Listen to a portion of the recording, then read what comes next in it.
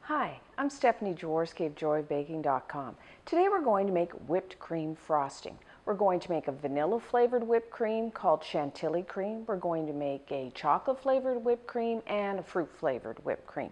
Now you can use this whipped cream to fill and frost cakes, cupcakes. You can spread it on a pie, you can pipe it, you can use it to make strawberry shortcake, or just place a dollop on a pudding or a bowl of fresh fruit.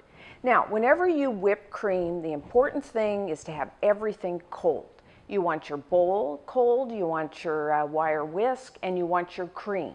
So what I like to do, about at least 15 minutes before I start making the cream, I put my bowl and my whisk in the freezer. So if you're doing with, like, I'm going to use a stand mixer, I'm going to put my wire whisk in my bowl. Try to use, if you have it, try to use like a stainless steel bowl because that gets really cold. If you're using a hand mixer, then put your bowl as well as your beaters in the freezer. If you're going to do it by hand, which I often do, just put your bowl because you don't this will get too cold to hold.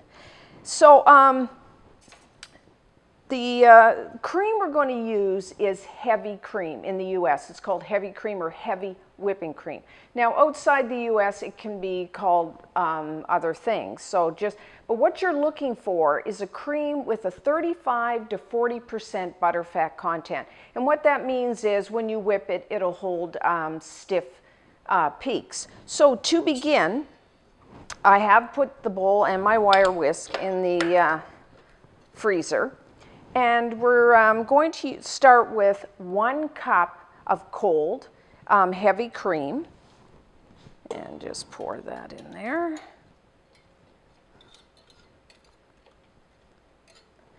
And now the amount of flavoring that you use and the amount of sugar you add, you can really vary that to your own personal taste. I would start for the vanilla flavor with a ½ teaspoon of vanilla extract and try to use a pure because it has better flavor than the imitations.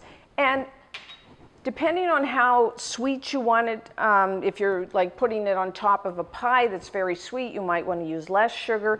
But you normally need between 1 and 2 tablespoons of granulated white sugar. You could also use a powdered sugar if you want. So what I'm going to do, I like to start with a little under a tablespoon. And then what I do, because later, if you taste it and you think, oh, it's not sweet enough, you can add sugar, a little more vanilla. But start with the less amount. And then, when you beat cream, I like to start on low speed so that the cream, otherwise your whole kitchen will have little specks of white. And then just increase, as it starts to hold its shape, you can increase the speed to medium-high. Some people like to just put a cloth like that over, and that prevents, but also from spraying all over. So start it on low and then increase. Now you can beat it to either, depending on what you're going to use it for. If you're going to just put it on a dollop on your fresh fruit, you might just want on soft peaks. If you're going to pipe it, you want to make it a little stiffer. So just depending on what you want. So just start on low speed.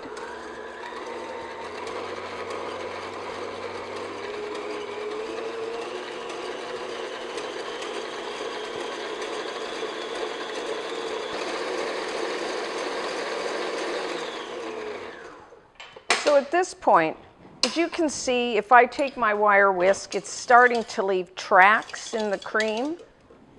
So it's just starting to stiffen up. What I like to do is taste it, just to make sure, do I want a little sweeter, a little more vanilla? So I want it a little sweeter, so I'm going to add a little more sugar. So now I'm going to just continue to beat it.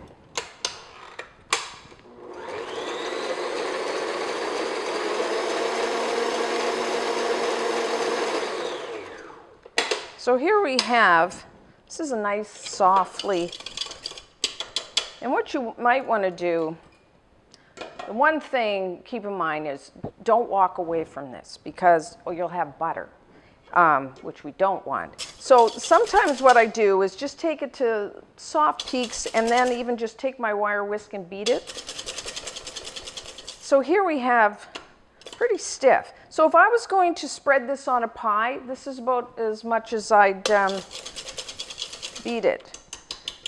If I want to pipe it, I would take it a little more. Now, like I said, if you do happen to overbeat it, what you can do, don't worry, just add a little more heavy cream and then I would just use my wire whisk and just beat it in, and then you usually can bring it back to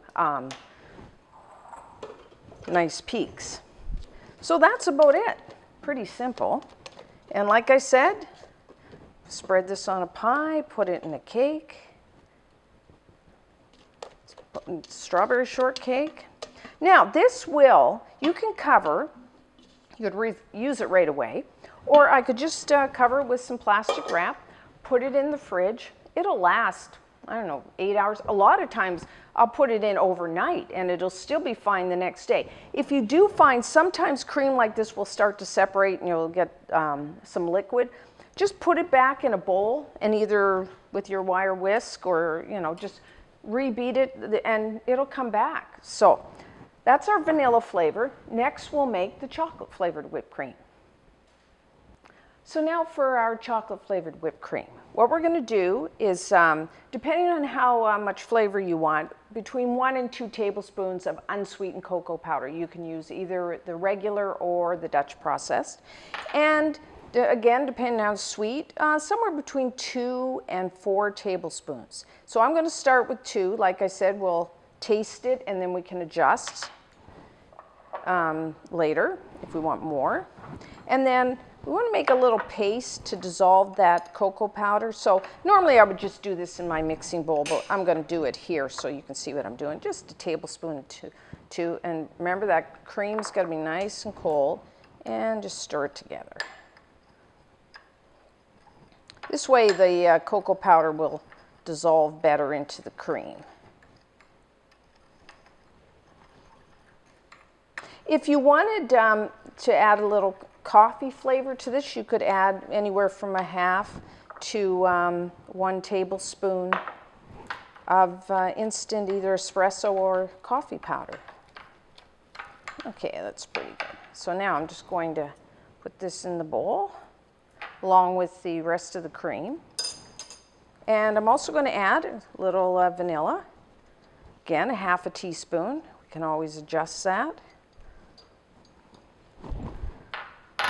It's easy to add more, but once you make it, you can't take it away. So that's why I like to start with the less amount and then add more later if I need it. And again, start at low speed and increase it and beat it to soft peaks.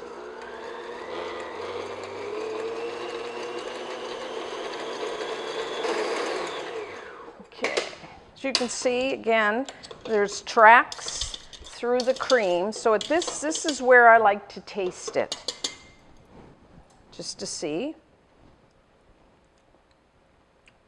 Again, I think I'll add about another tablespoon because I did use the full 2 tablespoons of cocoa powder, so it's got a really nice chocolate flavor, but I think I like it a little sweeter. So I'm just going to beat it a little more.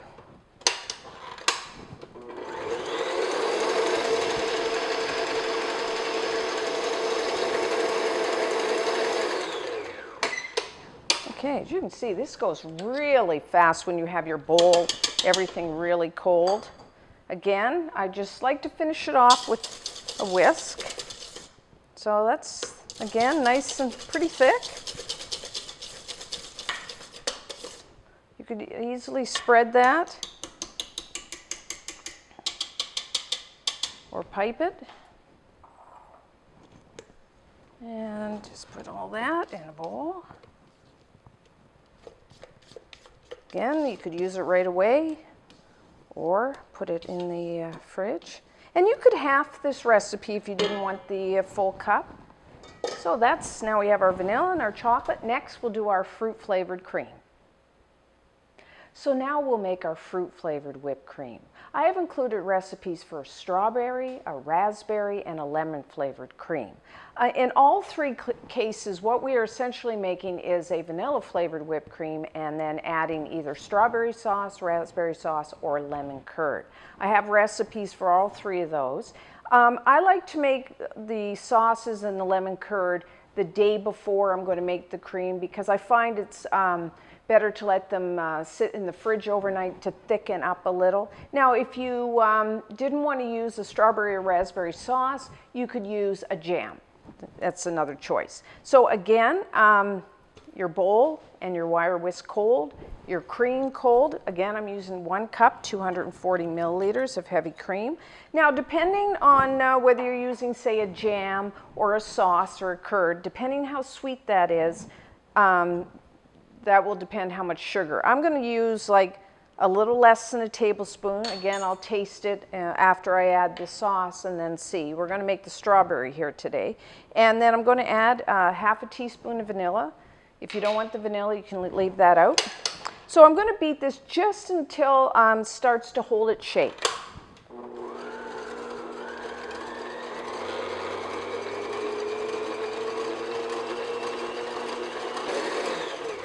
Okay, I just beat it again until I can start to see the tracks of the beater in the cream. So I have like lemon curd. You can see it's nice and thick. But what I'm going to add today is 1/3 of a cup of strawberry sauce. And again, have that cold. And then I'm just going to beat that until soft peaks.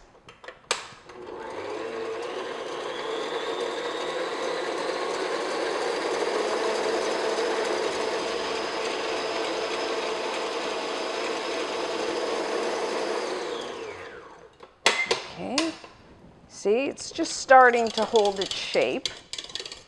Very pretty pink color. So what I'm going to do is taste, and then I can adjust. Now I think the sweetness I'm okay with, but I think I'm going to add just a little more strawberry sauce.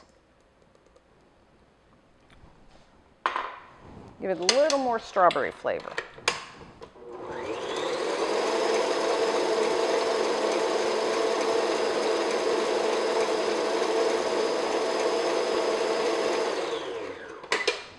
Okay, that looks good.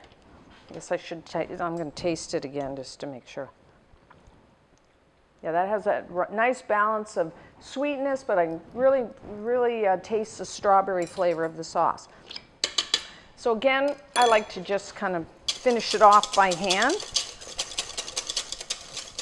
If you do that, that way you don't overbeat.